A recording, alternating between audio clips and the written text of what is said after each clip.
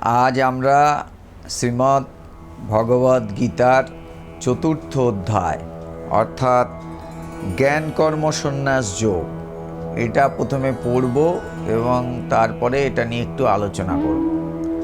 আমরা এর আগে প্রথম অধ্যায় দেখেছি অর্জুন বিষাদ যোগ। সেখানে অর্জুন কিংকর্তব্য বিমূঢ় হয়ে তিনি কি করবেন বুঝে উঠতে পারছেন না, নানা কথা শ্রীকৃষ্ণকে তিনি বলছেন, এই কারণে আমি যুদ্ধ করব না, তার ব্যাখ্যা তিনি দিচ্ছেন। তারপরে আমরা দ্বিতীয় অধ্যায় দেখলাম সাংখ্যযোগ, যেখানে শ্রীকৃষ্ণ তাকে বোঝালেন স্বরূপত তুমি কে, আত্মতত্ত্ব তাকে ব্যাখ্যা করে বোঝালেন। শ্রীকৃষ্ণ অর্জুনকে এটা বোঝালেন তুমি জানো তুমি কে। অ্যাকচুয়ালি এই প্রশ্নের উত্তর যদি তুমি জানো তাহলে তোমার সমস্ত সংশয় দূর হবে এবং তুমি বুঝবে যে এই যা কিছু ঘটছে এগুলো সব অনেকটা সিনেমার পর্দায় যেমন ঘটে থাকে, সিনেমা যেমন কাহিনীগুলো চলতে থাকে সেরকম ঘটে চলেছে। স্বরূপত তুমি কে এটা জানার পরে তোমার এই সমস্ত সংশয় রহিত হয়ে যাবে তুমি, এবং তুমি এইগুলো জানো এবং তারপরে তুমি যুদ্ধে অবতীর্ণ হয়, এটাও বললেন তুমি যুদ্ধে অবতীর্ণ হও। এবং তারপরের অধ্যায়ে আমরা দেখি তৃতীয় অধ্যায়, যেখানে কর্মযোগের কথা বলা হয়েছে। কর্মযোগে শ্রীকৃষ্ণ সব কথা বললেন সাংখ্যযোগে, যে স্বরূপত তুমি কে তার ব্যাখ্যা করলেন এবং তারপরে তিনি কর্মযোগে বোঝালেন তুমি অ্যাকশান, তুমি এই যুদ্ধে রত হও, উঠে দাঁড়াও এবং যুদ্ধ করো। তখন অর্জুনের মনে যে প্রশ্ন আসলো যে আমার যদি জ্ঞানযোগটাই শ্রেষ্ঠ হয় এবং যদি নিজেকে জানাটাই সর্বশ্রেষ্ঠ ব্যাপার হয়, তাহলে আমাকে আপনি যুদ্ধে অবতীর্ণ হতে বলছেন কেন? এই প্রশ্নটা শ্রীকৃষ্ণকে অর্জুন বললেন এবং সেখানে তিনি শ্রীকৃষ্ণ বোঝালেন অর্জুনকে। অ্যাকচুয়ালি ব্যাপারটা হচ্ছে এই যে নিজেকে জানা এটা হচ্ছে জ্ঞানযোগ এবং এটাই শ্রেষ্ঠ। এবং তারপরের প্রশ্ন হচ্ছে যে তাহলে আমি আমার এই দৈনন্দিন জীবনটা কিভাবে পরিচালনা করব? আমি খাবো, শোবো, বসবো, কাজকর্ম করব, এগুলো আমি তাহলে দৈনন্দিন জীবনটা আমি কি করে পরিচালনা করব? তার উত্তরে শ্রীকৃষ্ণ যেটা বললেন সেটা হচ্ছে যে তুমি কর্মকে কর্মযোগে পরিণত করো। তুমি দৈনন্দিন জীবনে যে কাজটা করছো, যেটাই করো না কেন, সেই জীবনটাকে তুমি যদি ঈশ্বরমুখী করে তুলতে পারো, সব কাজ তার কাজ, তুমি তার কাজ করছো, নিমিত্ত মাত্র ভব সব্যসাচী, তুমি তারই কাজ করে চলেছ, তুমি উপলক্ষ মাত্র, এবং তুমি যা কিছু সামনে কর্মগুলো আসছে সেগুলোকে তারই কাজ এবং সেইটাকে স্পিরিচুয়ালাইজড করো, তাহলে কি হবে? তুমি কর্মকে কর্মযোগে পরিণত করতে পারবে এবং তাতে কি হবে? তোমার মন যেটা হবে সেটা শুদ্ধ হবে, পিউরিফাইড হবে, তোমার মন পিউরিফাইড মন হবে। তখন সেই পিউরিফাইড মন বা শুদ্ধ মনে সেই তোমার যে স্বরূপ, সেই চৈতন্যময় অবস্থা, সেটা তুমি উপলব্ধি করবে এবং সেই শ্রেষ্ঠ জ্ঞানযোগকে তুমি রিয়েলাইজ করবে, বুঝবে এবং তুমি সর্বশ্রেষ্ঠ জায়গায় পৌঁছাবে। তার আগে যেটা তুমি করবে, তুমি যুদ্ধ করো, এটা সামনে, এখন তোমার এটা করা কর্তব্য, এই কাজটা তুমি করো। এটা হচ্ছে তিনি বোঝালেন তৃতীয় অধ্যায়, যেটা অর্জুনের সংশয় ছিল। অর্জুন ভেবেছিলেন হয়তো জ্ঞানযোগ নয় কর্মযোগ, অপশান, হয় আমি জ্ঞানযোগী হব নয় কর্মযোগী হব, কিন্তু ব্যাপারটা তা না। ব্যাপারটা হচ্ছে জ্ঞানযোগী হতে গেলে, জ্ঞান বা নিজের স্বরূপকে উপলব্ধি করতে গেলে আগে তোমাকে কর্মযোগী হতে হবে। কর্মযোগে কাজগুলোকে তোমার যোগ হিসাবে দেখতে হবে, ঈশ্বরের কাজ। তারপরে তুমি সেই পিউরিফাইড মাইন্ডে তুমি সেই স্বরূপকে জানবে। অর্থাৎ এটা একটা সোপান, একটা সিঁড়ি, যে সিঁড়ির উপর দিয়ে যেয়ে তুমি সেই জ্ঞানযোগে পৌঁছাবে। এটা শ্রীকৃষ্ণ বোঝালেন অর্জুনকে। এবং তারপরে যে অধ্যায়টা রয়েছে সে যে চতুর্থ অধ্যায়, যেখানে বলা হয়েছে, সেই অধ্যায়ের নাম হচ্ছে জ্ঞান কর্ম সন্ন্যাস যোগ। এবং এই যে জ্ঞান যোগ, এইটা আমি প্রথমে একটু পড়ছি। ওং শ্রী পরমাত্মনে নমঃ। চতুর্থ অধ্যায় জ্ঞান কর্ম সন্ন্যাস যোগ। শ্রী ভগবান উবাচ ইমং বিবস্বতে যোগম প্रोक्तवानयं विभूषाणमन्नवे प्राहो मनोरीक्षाके ब्रवीत् एवं परम्परा प्राप्तमिमं রাজর্ষহ বিদুহ সকালে নেহ মহতা যোগ নষ্ট পরন্তপ স এবায়ম মায়াতে আতিদ্য যোগ প্রক্তা পুরাতনঃ ভক্তোষি মে সখা চেতি রহস্যম হেতুত্তমম। অর্জুনোবাচ অপরম ভবতো জন্ম পরম জন্ম বিবশ্যতঃ কথমেতি দ্বিজিন্নিয়ম তন্মাদৌ প্रोक्तवानिति।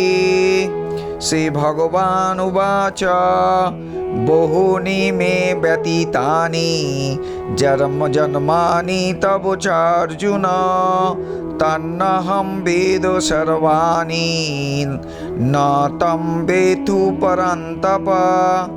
অজোপি সন্নব্বায়াত্তা ভূতানামীশ্বরোऽপি শান প্রকৃতিম সামধিষ্ঠায় সম্ভবমাত্তমায়া। যদা যদা হি ধর্মস্য গ্লানির্ভবতি ভারত অভ্যুত্থানম অধর্মস্য তদাত্মাनं সৃজাম্যহম। পরিত্রাণায় সাধূনাং বিনাশায় চ দুষ্কৃতম ধর্ম সংস্থাপনার্থায় সম্ভবামি যুগে যুগে। জন্ম কর্ম চ মে দিব্যমেবং যো বেত্তি তত্ত্বতঃ त्यक्ता देहं पुनर्जन्म नैति मामेति सहर्जन।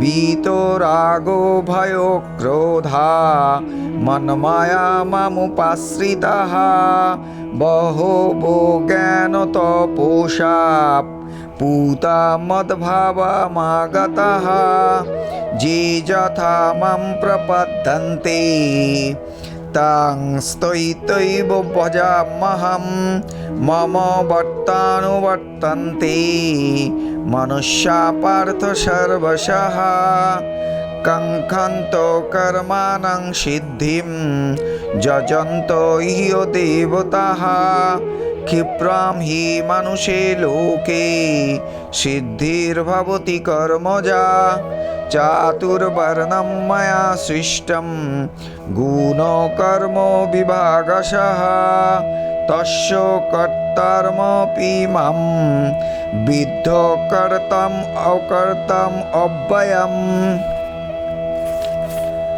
न मां कर्माणि लिप्यन्ते न मे कर्मफले स्पृहा इति मां योऽभिजानाति कर्मभिर्न स बध्यते। एवं ज्ञाता कृतं कर्म पूर्वैरपि मुमुक्षुभिः कुरु कर्मैव तस्मात् तं पूर्वै पूर्वतरं कृतं। किं कर्मेति कव्यपत्रमहितः तत्ते कर्म प्रवक्ष्यामि यज्ञातमक्षसेऽशुभात्। कर्मणोऽपि बद्धव्यं बद्धवञ्च विकर्मणः अकर्मणञ्च बद्धव्यं गहना कर्मण गति। कर्मण्य कर्मज पश्येत् कर्माणि च कर्मजाः स बुद्धिमान् मनुष्येषु स युक्तो कृष्णकर्म कृत्। यस्य सर्वे समारम्भा कामसङ्कल्पवर्जिताः ज्ञानाग्निदग्धकर्माणं तमाहु पण्डितं बुधाः। त्यक्तकर्मफलासङ्गं नित्यतृप्तो निराश्रयः कर्मण्यभिप्रवृत्तोऽपि नैव किञ्चित् करोति सः। निराशीर्यतो चित्तात्मा তক্ত সর্বপরিগ্রহः শারীরম কেবলম কর্ম কুর্বান্নাপোতি কিলবিষামা যদৃচ্ছলাভ সন্তুষ্ট দ্বন্দ্বাতীত বিমৎসরः সমসিদ্ধাবসিদ্ধৌ চ কৃত্যাপি ন নিবধ্যতে গত সঙ্গস্য মুক্তস্য জ্ঞানাবস্থিত চেতসঃ যোগ্যায়াচরত কর্ম সমগ্রম প্রবিলীয়তে ব্রহ্মার্পণং ব্রহ্মহোবির ব্রহ্মগ্নৌ ব্রহ্মণাহুতম ব্রহ্মৈব তেন গন্তব্যম ব্রহ্মকর্ম সমাধিনা দৈবমেবাপরে যজ্ঞম যোগিন পর্যুপাসতে ব্রহ্মগ্নব পরে যজ্ঞম যজ্ঞেনৈবোপজুহতে শ্রোত্রদীনিন্দ্রিয়ানন্যে সংযমাগ্নিষু জুহতি শব্দোদীন বিষয়ানন্ন ইন্দ্রিয়াগ্নিষু জুহতি সর্বাণীন্দ্রিয়কর্মাণি প্রাণকর্মাণি চ পরে আত্মসংযম অযোগাগ্নো জুহতি জ্ঞানদীপিতে দ্রব্যযোগ্যাস্ত তপোযোগ্যা যোগযোগ্যাত তথা পরে সাধ্যায় জ্ঞানযোগাশ্চ যতয় সংসিত ব্রতাঃ অপানে জুহুতি প্রাণম প্রাণে পানম তথা পরে প্রাণাপান গতিরুদ্ধা প্রাণায়াম অপরায়ণঃ অপরে নিয়তাহারা প্রাণানো প্রাণেষু জুহতে সর্বে পেতে যজ্ঞবিদাঃ যজ্ঞক্ষপিতকল্পষাঃ যজ্ঞ সৃষ্টামৃত ভুজা জানতে ব্রহ্ম সনাতনম নায়ম লোকস্থ যজ্ঞস্য কুতন্ন কুরুষোত্তম এবং বহুবিধা যজ্ঞা বিতত ব্রাহ্মণ মুখে কর্মজাত বিদ্ধিতান সর্বনেবং যজ্ঞ বিমোক্ষসে সেয়ান দ্রব্যময়া যজ্ঞাজো জ্ঞানযোগ্য পরন্তপ সর্বম কর্মাখিলম পার্থ জ্ঞানে পরিসমাপ্যতে তদ্বিদ্ধি প্রণিপাতেন পরিপ্রশ্নেন সেবয়া উপদিশ্যন্তি তে জ্ঞানম জ্ঞানিন তত্ত্বদর্শিনা যযোজ্ঞাতা ন পুনর্মোহ মহম এবং যশোষি পাণ্ডব যেন ভূতান্ন শেষেন দ্রক্ষাসাৎ মন্নাথো ময়ি ওপি চেদোষি পাপেভ্যঃ সর্বেভ্যো পাপকৃত্তম সর্বম জ্ঞানপ্লবেনৈব বৃজিনাম সন্তরিষ্যসি যথৈধাংসি সমিদ্ধোগ্নি ভস্মস্যাৎ কুরুতর্জুন জ্ঞানাগ্নি সর্বকর্মাণি ভস্মস্যাৎ কুরুতে তথা নাহি জ্ঞানেন সদৃশম পবিত্রমেহ বিদ্যতে তৎস্বয়ং যোগ সংসিদ্ধ কালেনাত্মনিবিন্দতি শ্রদ্ধাবান লভতে জ্ঞানম তৎপরো সংযতেন্দ্রিয় জ্ঞানম লব্ধা পরম শান্তিম অচিরনধিগচ্ছতে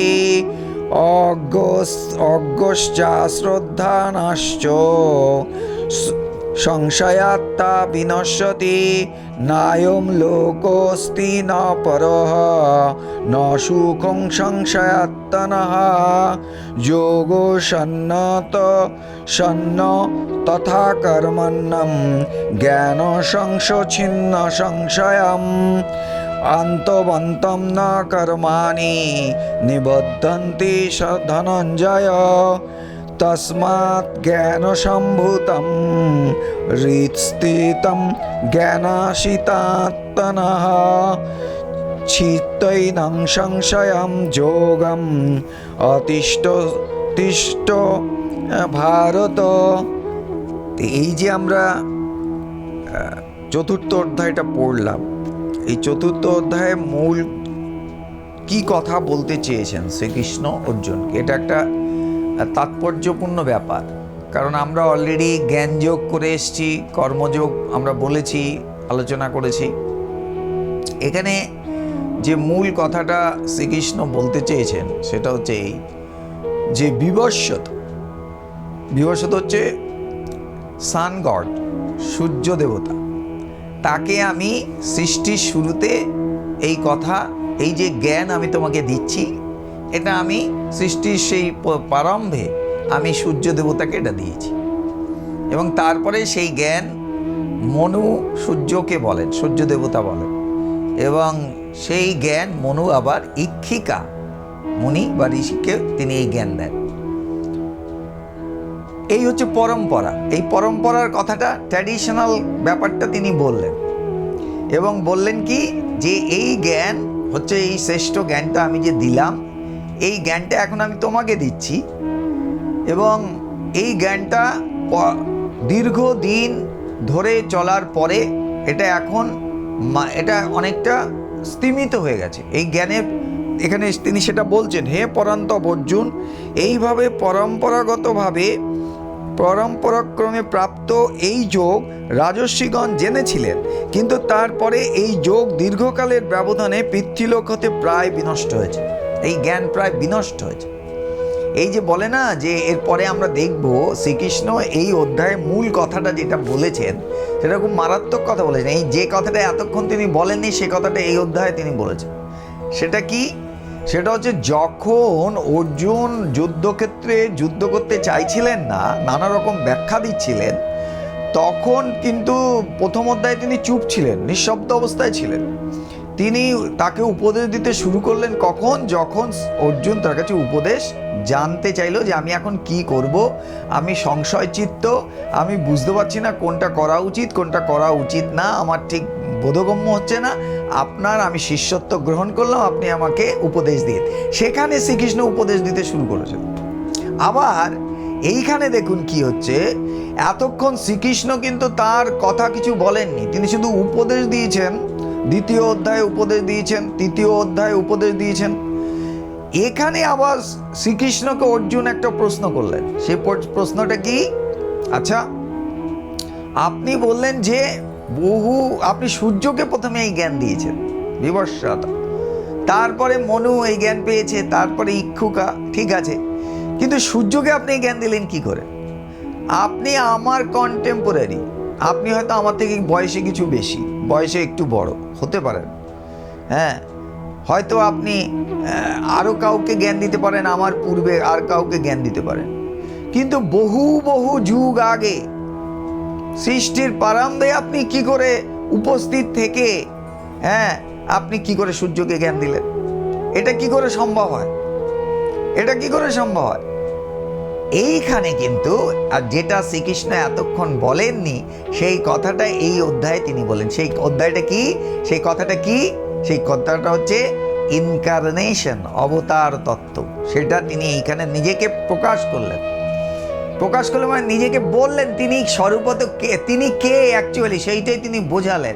কাকে? অর্জুনকে বোঝালেন। এতক্ষণ এই কথাটা বলেননি, অবতারের কথা এতক্ষণ তিনি বলেননি। সেই কথাটা কি? মারাত্মক যে কথাটা, যেটা গীতার অনেকেই অনেক কিছু জানে না। আমরা যেমন বলি না যে, আমরা বলি যে মুসলমান ধর্মে কোরআনকে পড়ে মানুষ, আবার খ্রিস্টান ধর্মে বাইবেলকে পড়ে মানুষ, কিন্তু আমাদের ধর্মে বেদ অনেকেই পড়ে না, অনেকেই জানে না বেদের কথা। আমাদের যে ধর্মগ্রন্থ বেদ, তাকে অনেকেই জানে না, পড়েও না, জানেও না। বলে তাহলে আমরা পড়ি না কেন, বেদকে পড়ি না কেন? বলে ঠিক আছে, বেদ পড়তে হবে না, তুমি গীতা পড়ো তো, গীতা তো বহুল প্রচলিত। বলে হ্যাঁ, বলে ওই বেদ বা উপনিষদের কথাই গীতার মধ্যে রয়েছে। তুমি যদি উপনিষদ নাও পড়ো, তুমি যদি বেদ নাও পড়ো, তা তুমি যদি গীতা পড়ো, তা গীতার মধ্যেই সেই উপনিষদের কথা এখানে শ্রীকৃষ্ণ যেমন সাংখ্যযোগে বলেছেন। আবার এখানে তিনি কিন্তু বলছেন কি, এখানে তিনি অবতার তত্ত্বের কথা বলছেন, নিজেকে রিভিল করছেন, প্রকাশ করছেন যে তুমি জানো আমি কে। কিভাবে বলছেন এবার দেখুন কিভাবে বলছেন। অর্জুন বলছেন আপনার জন্ম তো এখন, অর্থাৎ এই যুগে হয়েছে, আর সূর্যের জন্ম তো বহু পূর্বে অর্থাৎ কল্পের আদিতে হয়েছে।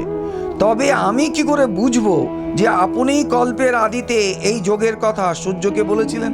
দেখুন প্রশ্ন করার কায়দা, এই জন্য বলে গুরুকে প্রীত করে তবে প্রশ্ন করতে হবে, সম্মান দিয়ে প্রশ্ন করতে হবে। তিনি কিন্তু এই কথা বললেন না, দূর আপনার কথা ভুল কথা, আপনি কোনোদিন সূর্যকে জ্ঞান দিতেই পারেন না।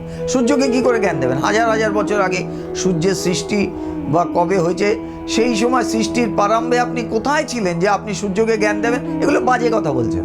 এই কথা বললেন না, এইভাবে তিনি কথা বললেন না। কিন্তু তিনি কি বললেন? তিনি বললেন এটা কি করে সম্ভব। প্রশ্ন করার কায়দা আছে, একই প্রশ্ন দুরকম করে করা যায় না, না এটা হতেই পারে না, এটা একটা ভাব। আর একটা হচ্ছে কি করে এটা করলেন আমি বুঝতে পারছি না, কি করে বুঝবো? এই যে কি করে বুঝবো আপনি কল্পের আদিতে এই যোগের কথা সূর্যকে বলেছিলেন, আমি বুঝতে পারছি না, আপনি ভুল বলছেন তা কিন্তু বললেন না। এই হচ্ছে বিউটি। আমরা যে গুরুকে প্রীত করব, গুরুকে প্রশ্ন করব, সে প্রশ্ন করার কিন্তু কায়দা আছে। হ্যাঁ, কি না আপনি ভুল তা না, আমি বুঝতে পারছি না, আপনি এটা বলছেন আমি বুঝতে পারছি না, এইভাবে প্রশ্নটা করতে হবে। এবার শ্রী ভগবান উবাচু কি বলছেন? শ্রী ভগবান বললেন হে পরান্তপ অর্জুন, আমার এবং তোমার, এই যে এটা খুব ভাইটাল কথা, এগুলো হচ্ছে ভাইটাল, অনেক কিছু জানার দরকার নেই, ছোট কথাকে বুঝলেই হয়ে গেল। তিনি বলছেন আমার এবং তোমার বহু জন্ম অতীত হয়েছে, আমাদেরও হয়, অতীত হয়েছে, সেসব তুমি জানো না কিন্তু আমি জানি। উনি যে অর্জুন আর উনি যে এক না, এইখানেই প্রথম তিনি প্রকাশ করলেন নিজেকে।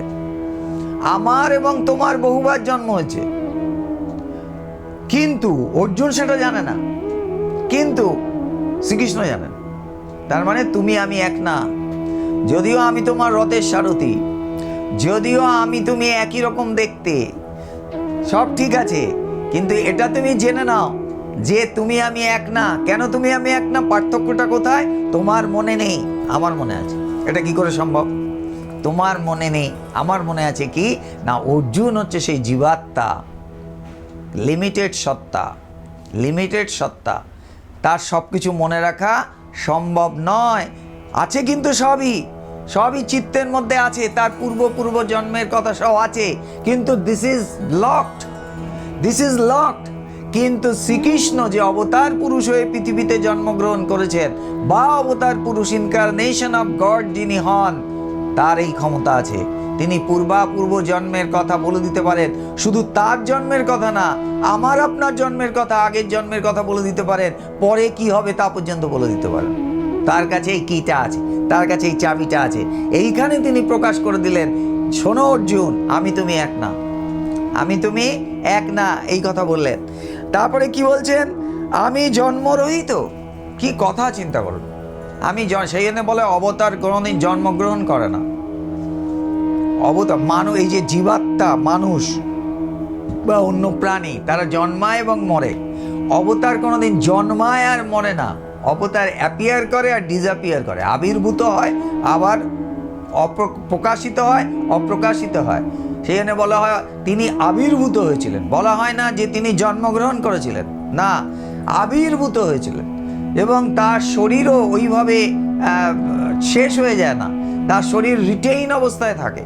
যেমন আমরা যদি কৃষ্ণকে ডাকি, কৃষ্ণকে আবার দেখতে পায়, অনেকেই কৃষ্ণকে দেখতে পায়, অনেকেই রামকৃষ্ণকে দেখতে পায়, অনেকেই রামকে দেখতে পায়, অনেকে দেখতে পায়। কেন? তারা ওইভাবে চলে যান না, তারা অপ্রকাশিত অবস্থায় থাকেন। তুমি যদি ভালোবাসা দিয়ে, ভক্তি দিয়ে তাকে ডাকো, তিনি তোমার সামনে প্রকটিত হবেন, সবার সামনে হবেন না। সেখানে বলা হয় এখনো সেই লীলা করেন গৌর রায়, কোনো ভাগ্যবানে দেখিবারে পায়। কেউ তাকে দেখে। সেখানে কি বলছে? অবতার জন্মান না, অবতার মৃত্যুবরণ করেন না, অবতার আবির্ভূত হন এবং অপ্রকাশিত হন, অ্যাপিয়ার্ড অ্যান্ড ডিসঅ্যাপিয়ার্ড। ওরকম না যে তিনি চলে গেছেন মানে মরে গেছেন, মরে যান না। আমি জন্মরহিত, জন্মরহিত, অবিনাশী স্বরূপ এবং সর্বভূতের ঈশ্বর। সাংঘাতিক কথা। শুধু তোমার না, এই যে গোটা বিশ্ব ব্রহ্মাণ্ডে যা যা দেখছো, যত প্রাণী কুল আছে, যত কিছু আছে, তার আমি সেই প্রভু, আমি সেই লর্ড, আমি সব। বলে দিচ্ছে যে কি, যে আমি নিজ প্রকৃতির কে অধীন করে স্বীয় যোগমায়া দ্বারা প্রকটিত হই, মায়া দ্বারা প্রকটিত হই, মায়ার বিশেষ শক্তিতে আমি প্রকটিত হই। এটাকেই বলে যোগমায়া। যোগমায়া তাকে প্রকাশ করে দেয়, আবার তিনি ওর মধ্যেই আবার অপ্রকাশিত হয়ে যান, কিন্তু শেষ হয়ে যান না, শেষ হয়ে যান না। মায়ার শক্তি বলে তিনি প্রকাশিত হন, বিশেষভাবে প্রকাশিত হন। সেখানে রামকৃষ্ণদেবকে সম্পর্কে যখন বলছে তুমি আমার সম্পর্কে কি বোঝো, মাস্টারমশাইকে বলছে সবাইকে কলে ফেলে তৈরি করেছে, আর আপনাকে তিনি নিজে হাতে তৈরি করেছেন। সবাইকে কলে ফেলে তৈরি করেছে, মানে একই ছাঁচ ফটফট ফট করে তৈরি করছে। আর তাকে স্পেশাল অবতার পুরুষ, তিনি স্পেশাল। হ্যাঁ, সেই সেই সেই অসীম সত্তাকে তুমি ধরতে পারছো না, তাহলে সেই অসীম সত্তা একটা রূপ নিয়ে তোমার সামনে এসে লীলা করছেন। তিনি লীলা করেন, আমরা কিন্তু লীলা করছি না, আমাদেরটাও লীলা ধরা যাবে না। আমরাও তো হাসছি, খেলছি, সংসারে রয়েছি, নানা কাজ করছি।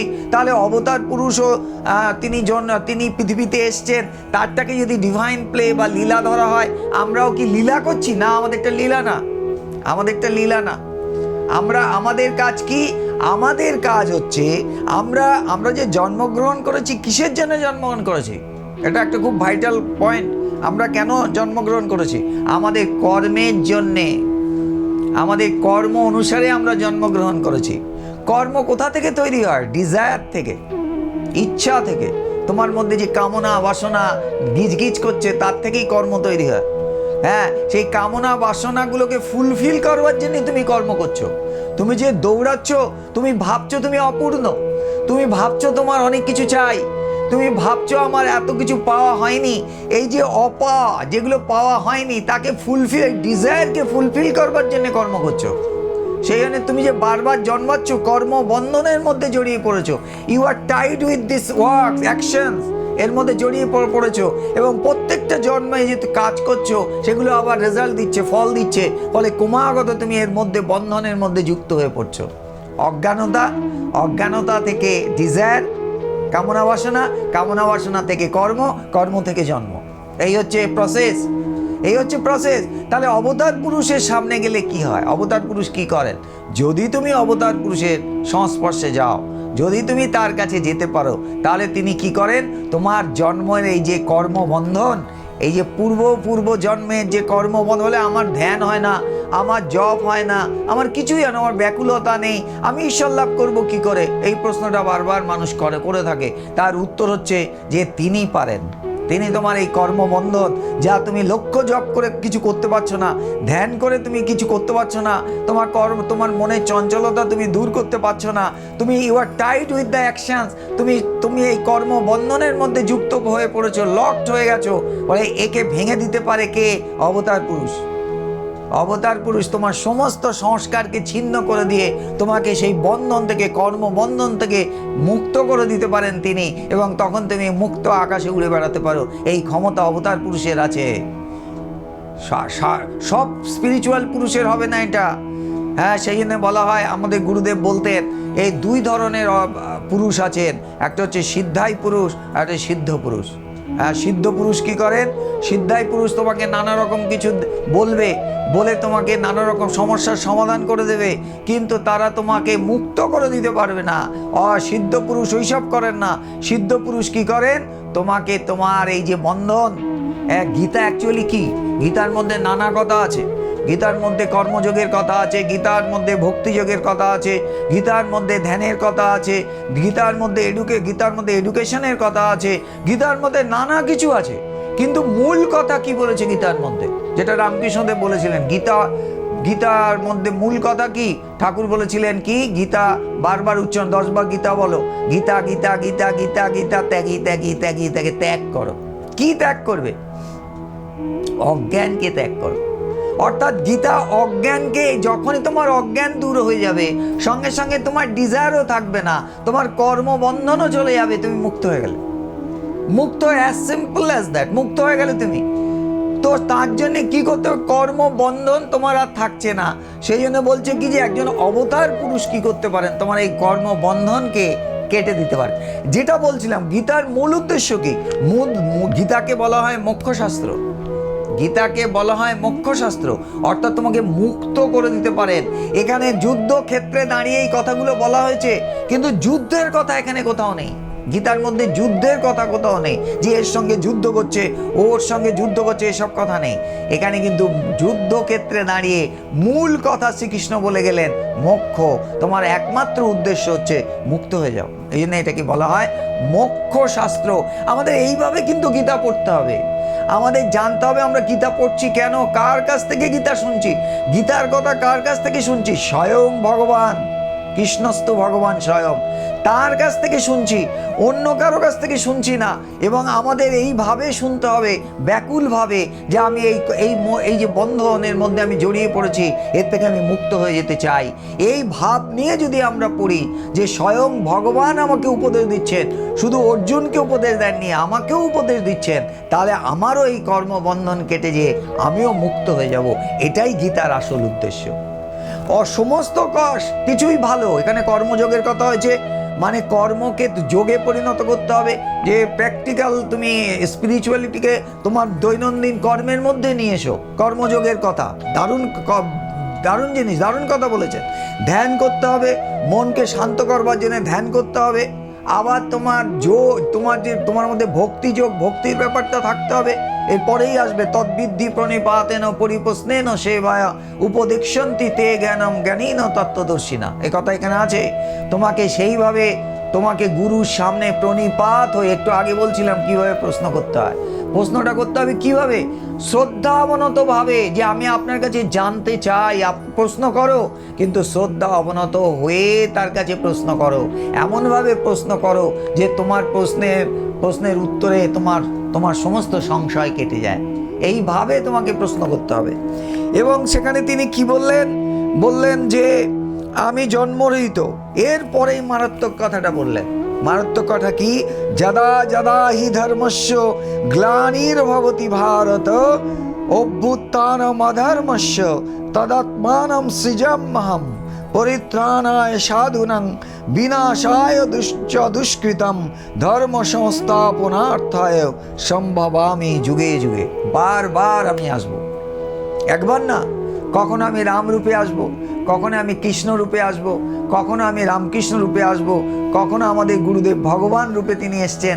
আসব কিসের জন্য? আসব সাধুদের পরিত্রাণের জন্যে। এবং যখনই এভিল ফোর্স, অর্থাৎ খারাপ শক্তি, অশুভ শক্তি মাথাচাড়া দিয়ে উঠবে, তখন দুষ্কৃতিকে দমন করবার জন্য আমি বারবার এই পৃথিবীতে আসব এবং দুষ্টের দমন করব, সৃষ্টের পালন করব। তার জন্যেই আমার আশা, তার জন্যেই আমার আশা। অর্থাৎ তিনি অজ্ঞান, মানে মানে তোমার ধর্ম যে সত্য, আধ্যাত্মিক ঈশ্বর যে সত্য, এটাকে পুনঃপ্রতিষ্ঠা করবার জন্য। এটা নয় যে ঈশ্বর তিনি সত্য, তিনি এই প্রথম সব বলছেন ঈশ্বর সত্য, কিন্তু যেটা হারিয়ে, এই যে একটু আগে বলছিলেন না, যে এটা স্তিমিত হয়ে যায় এই জ্ঞান, সেইটাকে আবার প্রতিষ্ঠিত করবার জন্যে ঈশ্বরই একমাত্র সত্য, এইটাকে বলবার জন্যে, প্রতিষ্ঠিত করবার জন্যে বারবার তিনি আসবেন। বারবার দুষ্টের দমন, সৃষ্টের পালন এবং একমাত্র ঈশ্বরই সত্য, এইটা বোঝানোর জন্য তিনি বারবার আসবেন। বলছেন সাধুদের রক্ষার জন্যে, পাপীদের বিনাশের জন্য এবং ধর্ম সংস্থাপনের জন্যে আমি যুগে যুগে অবতীর্ণ হই, যুগে যুগে অবতীর্ণ হই। বলছে যাদের আসক্তি, ভয় ও ক্রোধ সর্বতভাবে নষ্ট হয়েছে, যারা আমার প্রেমে একাগ্রচিত্ত এবং আমার শরণাপন্ন, এরূপ বহু ভক্ত জ্ঞানরূপ তপস্যা দ্বারা পবিত্র হয়ে আমার স্বরূপে স্থিতি লাভ করেছেন। কি সাংঘাতিক কথাগুলো তিনি বলছেন, দেখো। বলছে যাদের আসক্তি, ভয়, ক্রোধ সর্বতভাবে নষ্ট হয়ে গেছে। আসক্তি মানে কি? যার মধ্যে বৈরাগ্য এসছে, আসক্তি চলে গেছে। যারা আমার প্রেমে একাগ্র চিত্ত, অর্থাৎ মন্মনা ভব, আমি তার চিন্তাই সব সময় করি। মন্মনা ভব মদ ভক্ত মদ যাজি মাং নমস্করু। যারা আমার প্রেমে তো একাগ্র চিত্ত এবং আমার শরণাপন্ন, এরূপ বহু ভক্ত জ্ঞানরূপ তপস্যা দ্বারা পবিত্র হয়ে আমার স্বরূপে স্থিতি লাভ করেছেন।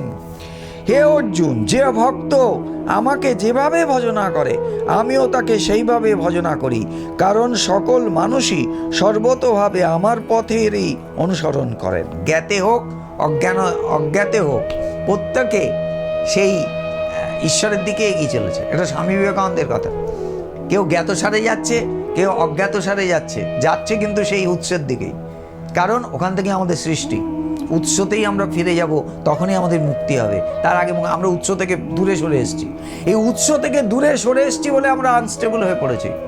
হ্যাঁ, আমরা চঞ্চল হয়ে পড়েছি। আর আমাদের প্রতিটা স্টেপ সেই উৎসে ফিরে যাওয়ার, আবার সেইখানে ফিরে যায়। কেন? আমাদের শান্ত চির চঞ্চলতার অবসান যখন হবে, তখনই আমরা স্বরূপে ফিরে যাব, মুক্ত হয়ে যাব।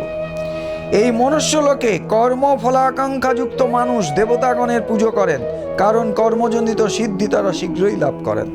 ব্রাহ্মণ, ক্ষত্রিয়, বৈশ্য এবং শূদ্র, এই চতুর্বর্ণ গুণ এবং কর্মের বিভাগ অনুসারে আমি সৃষ্টি করেছি।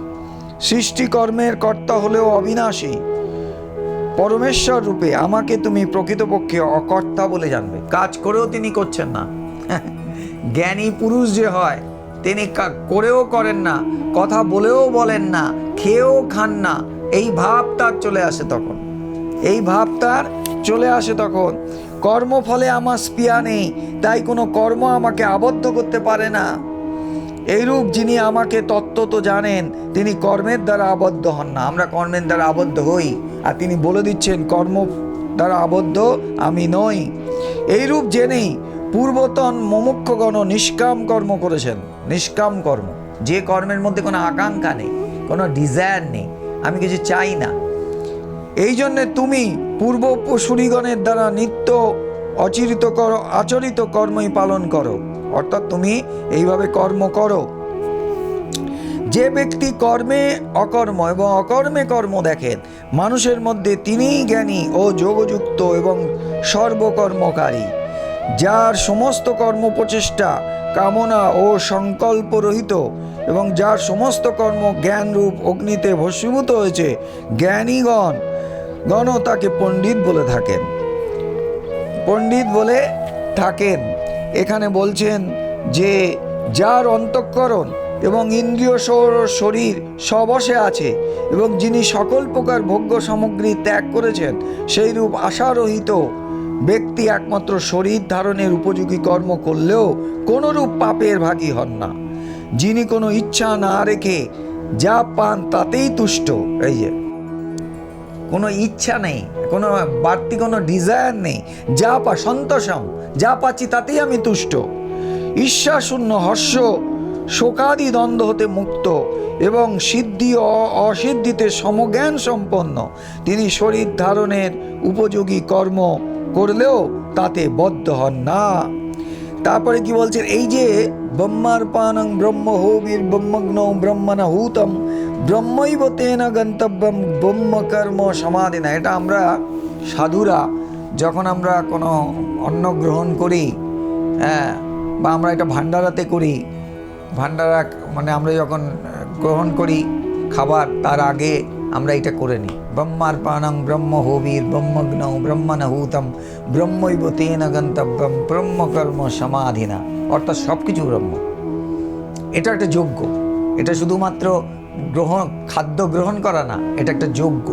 এই যজ্ঞের মধ্যে যা দিয়ে তুমি যজ্ঞে আহুতি দিচ্ছ সেটা ব্রহ্ম, যা আহুতি দিচ্ছ সেটা ব্রহ্ম, যজ্ঞটা ব্রহ্ম, তুমিও ব্রহ্ম। সেটা বলছে কি, যে যজ্ঞে অর্পণ অর্থাৎ শ্রুবাদীয়, যার দ্বারা হবি অগ্নিতে প্রক্ষিপ্ত হয়, ব্রহ্ম, এবং আহুত দ্রব্যাদিও ব্রহ্ম, তথা ব্রহ্মরূপ যজ্ঞকর্তার দ্বারা ব্রহ্মরূপ অগ্নিতে আহুতি প্রদান ও ক্রিয়াও ব্রহ্ম। সেই ব্রহ্মকর্মে নিবিষ্ট চিত্ত যোগীর প্রাপ্ত ফলও হয় ব্রহ্ম। আর যজ্ঞ শুধুমাত্র যে আগুন জেলে যজ্ঞ হয় তা না, একজন স্বরূপের কথা চিন্তা করছে, এটাও এক ধরনের যজ্ঞ, জ্ঞানযজ্ঞ। কেউ কর্মযজ্ঞ করছে, কেউ জ্ঞানযজ্ঞ করছে, এইগুলো সবই যজ্ঞের মধ্যেই পড়ে। তারপর বলছে অন্যান্য যোগীগণ দেব পূজারূপ যজ্ঞের যথাযথ অনুষ্ঠান করেন এবং অন্য যোগী পরব্রহ্ম পরমাত্মারূপ অগ্নিতে অভেদ দর্শন রূপ যজ্ঞের দ্বারা আত্মরূপ যজ্ঞের আহুতি প্রদান করেন। তারপরে কি বলছে, তারপর বলছেন যে হে কুরুশ্রেষ্ঠ অর্জুন, যজ্ঞাবশে সমৃত অনুভবকারী যোগীগণ সনাতন পরব্রহ্ম পরমাত্মাকে লাভ করেন, আর যারা যজ্ঞ করেন না তাদের ইহলোকও সুখদায়ক হয় না, পরলোক তো দূরের কথা, পরলোক তো দূরের কথা। এবং তিনি বলছে তদ্বিদ্ধি, যে কথাটা বলছিলাম তখন, তদ্বিদ্ধি প্রণিপাতেন পরিপ্রশ্নেন সেবায়া উপদেক্ষন্তি তে জ্ঞানম জ্ঞানীন তত্ত্বদর্শিনা। হে জ্ঞান, তুমি সেই জ্ঞান, তুমি তত্ত্বদর্শী জ্ঞানীদের কাছে গিয়ে জেনে নাও। এটা কিন্তু গুরু পরম্পরাগত জ্ঞান। হ্যাঁ, ব্রহ্মজ্ঞান আমি বিশ্ববিদ্যালয়ে যেয়ে শিখতে পারবো না, স্কুলে যে ব্রহ্মজ্ঞান লাভ হবে না। ব্রহ্মজ্ঞান লাভ হবে কার কাছ থেকে? যার এই ব্রহ্মজ্ঞান হয়েছে, যিনি তত্ত্বদর্শী পুরুষ, যিনি সেই সত্যকে জেনেছেন, তার কাছে যেতে হবে। তিনি তোমাকে জ্ঞান দিতে পারেন। আমাদের গুরুদেব একটা গল্প বলেছিলেন যে এক রাজার একজন রাজগুরু ছিলেন, তিনি তাকে আত্মতত্ত্বের কথা বলতেন, কিন্তু তার কোনো জ্ঞান ট্যান কিছু হয় না। তিনি দিনের পর দিন শোনাচ্ছেন, কিন্তু তার কিছু হয় না।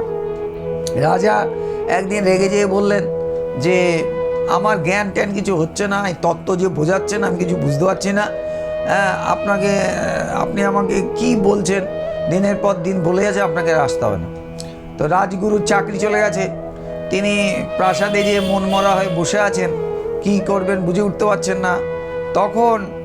তখন তার বাচ্চা একটা মেয়ে ছিল, সে বলে বাবা আমাকে নিয়ে চলো, আমি রাজামশাইকে বুঝিয়ে দেবো। বলছি তুই কি বোঝাবি? বলে হ্যাঁ আমি বুঝিয়ে দেবো, চলো আমাকে নিয়ে চলো।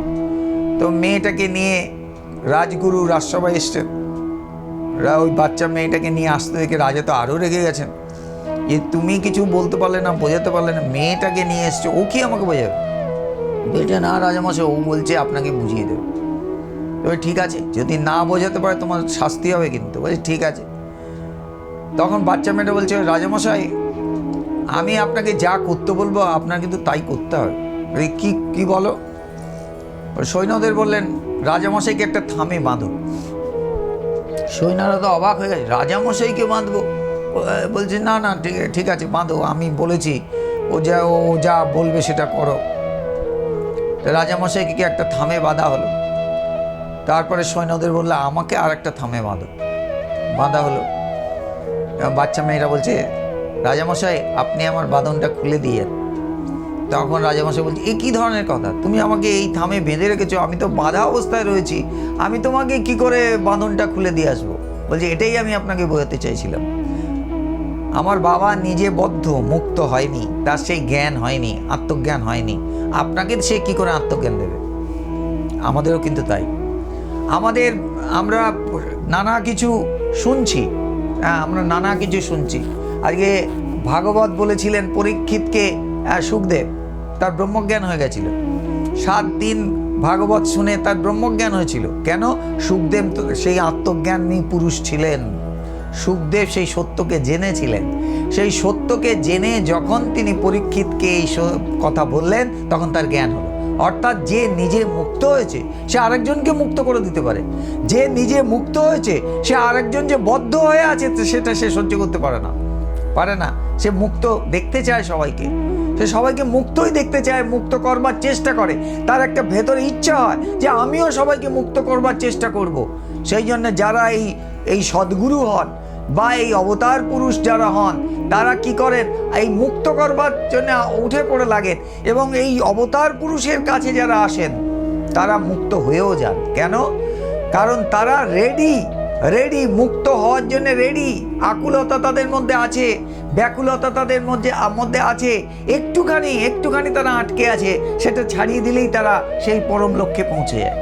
সেই জন্য বলছে শুধু শুনলে হবে না, যে যিনি মুক্ত হয়েছেন তার কাছে যদি তুমি এই কথা শুনতে থাকো তাহলে তোমারও বন্ধন তিনি কেটে দিতে পারেন।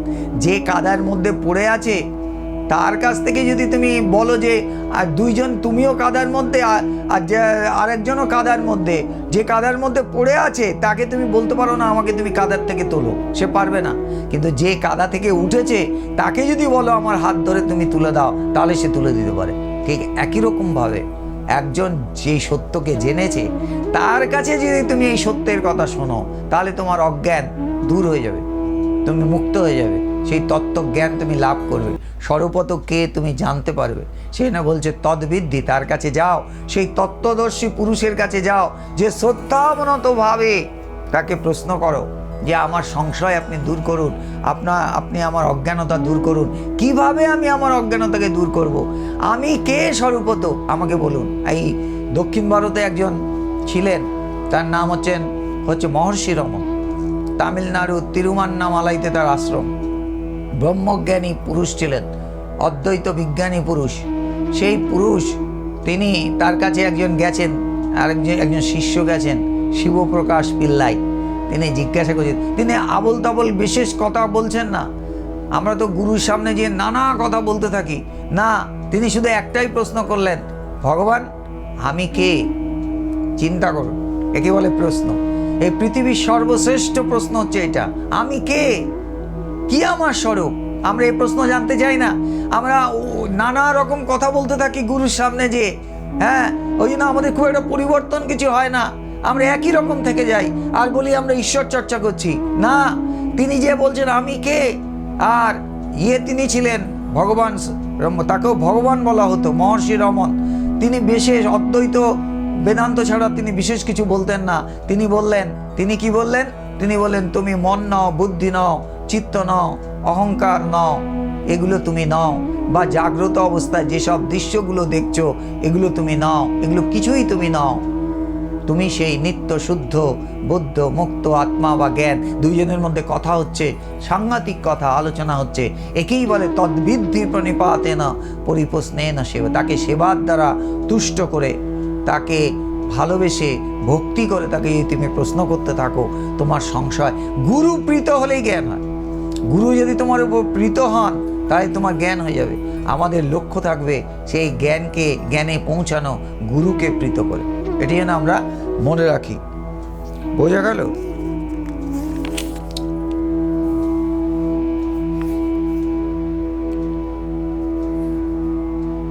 শ্রদ্ধাবান, এই যে কথাটা বলছিলাম, শ্রদ্ধাবান লভতে জ্ঞানম তৎপর সংযতেন্দ্রিয়। বলে দিল জিতেন্দ্রিয় সাধন পরায়ণ শ্রদ্ধাবান ব্যক্তি জ্ঞান লাভ করেন। কে জ্ঞান লাভ করেন? বলছেন শ্রদ্ধাবান লভতে জ্ঞানম। হয়তো তার বিচার জ্ঞান বুদ্ধি অনেক কম, কিন্তু সে শ্রদ্ধাবান, এবং তার প্রতি গুরু যদি প্রীত হন তার জ্ঞান হয়ে যাবে। এই কথাটাই বলতে যাচ্ছিলাম। শ্রদ্ধাবান লভতে জ্ঞানম তৎপর সংযতি ইন্দ্রিয়। জিতেন ইন্দ্র, যার ইন্দ্র জয় হয়েছে, সাধন পরায়ণ শ্রদ্ধাবান ব্যক্তি জ্ঞান লাভ করেন। জ্ঞান লাভ করে তিনি অচিরেই ভগবত প্রাপ্তির পরম শান্তি লাভ করেন। এবং যার জ্ঞান হয়, এই যে আমরা জগতের আনন্দে আনন্দিত হই, হ্যাঁ, মনের মতো হলে কিছু আনন্দিত হয়, মনের মতো কিছু না হলে আমরা দুঃখিত হই, হ্যাঁ। কিন্তু সদ্গুরু তোমার মনোরঞ্জন করেন না, সদ্গুরু তোমার মনের নাশ করেন। আমরা ভাবি যে আমরা এমন একজনের কাছে যাব, তিনি আমার এই ক্ষতের উপরে প্রলেপ দেবেন। ক্ষতের উপর প্রলেপ দেন না, ক্ষতটাকে তুলে ফেলেন তিনি, সদ্গুরু। মনোরঞ্জন করেন না, তিনি মনের নাশ করেন। আর মনটা, যে অজ্ঞান মন নিয়ে তুমি ঘুরে বেড়াচ্ছ, যখন এই অজ্ঞান মনের নাশ হবে তখন যে আনন্দ তুমি পাবে, এই যে ছুঁয়ে ছুঁয়ে আনন্দ তুমি উপভোগ করে আনন্দ পাও, খেলাতে আনন্দ পাচ্ছ, ঘোরাতে আনন্দ পাচ্ছ, এগুলো কোনো আনন্দের মধ্যেই পড়ে না। সে অনন্ত আনন্দ স্বরূপের আনন্দময় সত্তার সঙ্গে যখন তুমি একাকার হয়ে যাবে, তখন তোমার মধ্যে আনন্দের ঢেউ আসতে থাকবে। তখন এই জগতের আনন্দ তোমার আলুনি লাগবে, তখনই হচ্ছে প্রকৃত আনন্দ। সে হচ্ছে শ্রদ্ধাবান লভতে জ্ঞানম তৎপর সংযতি ইন্দ্রিয়। এই হচ্ছে চতুর্থ অধ্যায়। কি বললাম? চতুর্থ অধ্যায়, জ্ঞান ও কর্ম সন্ন্যাস যোগ। নিবেদন করছে এসটিভি বাংলা, সঠিক কথা সহজে বলা।